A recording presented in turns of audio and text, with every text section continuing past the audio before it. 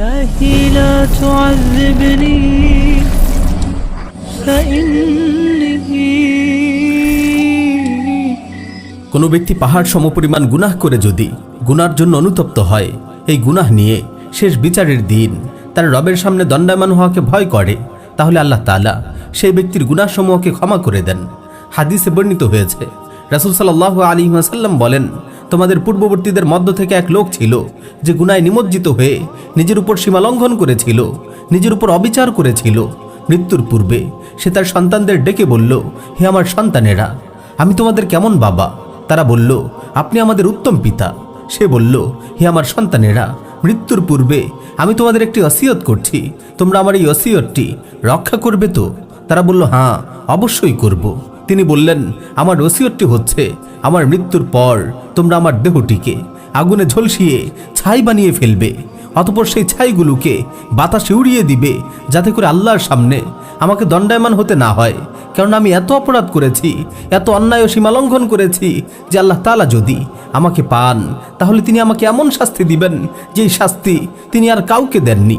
অতঃপর তার মৃত্যুর পর তার সন্তানেরা শত কষ্ট হওয়া সত্ত্বেও বাবার দেয়া সেই যন্ত্রণাদায়ক ওসিয়তটি বাস্তবায়ন করলো।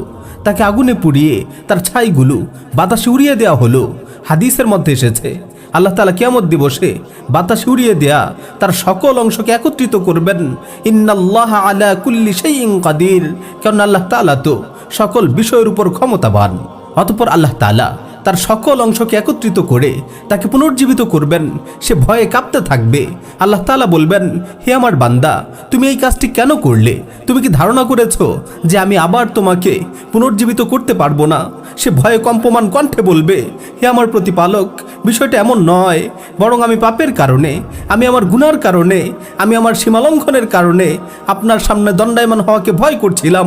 আপনার সামনে উপস্থিত হতে আমার প্রবল ভয় ও ভীষণ লজ্জা হচ্ছিল, এজন্য আমি এমনটা করেছি। এই কথা শোনা মাত্রই আল্লাহ তাআলা তার ফেরেশতাদের ডেকে বলবেন, হে আমার ফেরেশতারা, তোমরা সাক্ষী থাকো। হে আমার ফেরেশতারা, তোমরা সাক্ষী থাকো।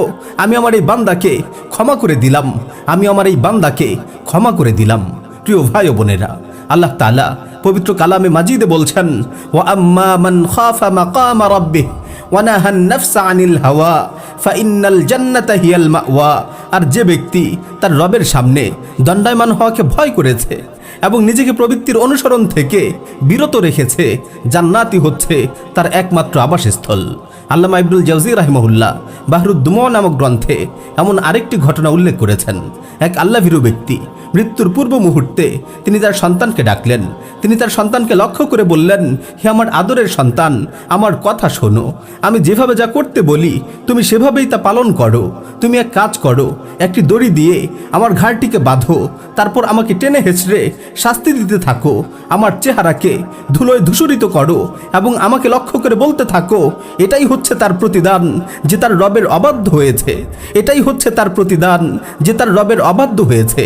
বাবার কথা মতো ছেলে তাই করল। এরপর লোকটি আকাশের দিকে তাকিয়ে রবের কাছে ফরিয়াদ করে বলতে লাগলো, হে আমার রব, হে আমার মুনিব, হে আমার মাওলা, আপনার কাছে আসার সময় যে হয়ে গেছে, এখনই হয়তো মৃত্যু চলে আসবে। আমি আপনার কাছে কি নিয়ে উপস্থিত হব? আপনার সামনে কিভাবে দাঁড়াবো? আপনার সামনে কথা বলার কোনো সাহস যে আমার নেই। তবে আমি গুনাহগার, আপনি তো ক্ষমাশীল। আমি পাপী, আপনি তো দয়ালু। আমি গোলাম, আর আপনি তো আমার মুনিব। সুতরাং আমার সকল গুনাহসমূহকে ক্ষমা করে দিন। আপনি ছাড়া আমার আর কোনো আশ্রয়স্থল নেই, আপনি ছাড়া আমার আর কোনো শক্তি নেই। এরপর এই অবস্থাতেই তার রূহ বেরিয়ে গেল। এমন সময় বাড়ির কোনো এক প্রান্ত থেকে গুরুগম্ভীর কণ্ঠের একটি আওয়াজ ভেসে আসলো। উপস্থিত সবাই সেই আওয়াজ শুনতে পেল। সেই আওয়াজটি ছিল, বান্দা তার রবের সামনে অবনত হয়েছে, নিজ গুনাহের ক্ষমা চেয়েছে, আর রব তাকে নিকটবর্তী করেছেন, তাকে কাছে টেনে নিয়েছেন, আর জান্নাতে তার আবাস নির্ধারণ করে দিয়েছেন।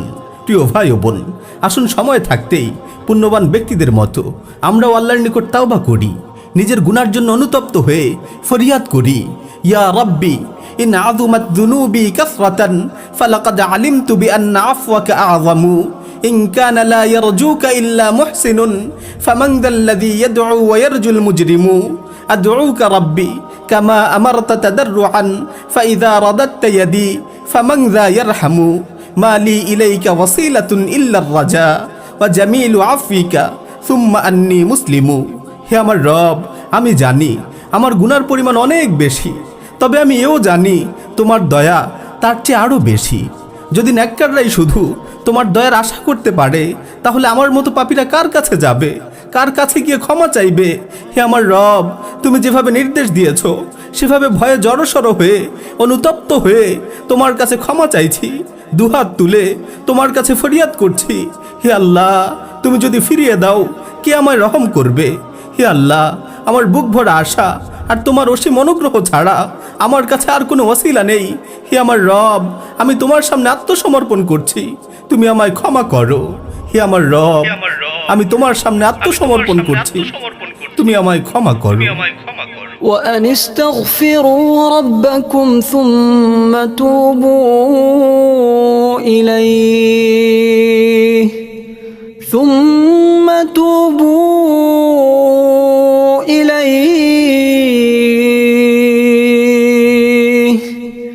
يمتعكم متاعا حسنا إلى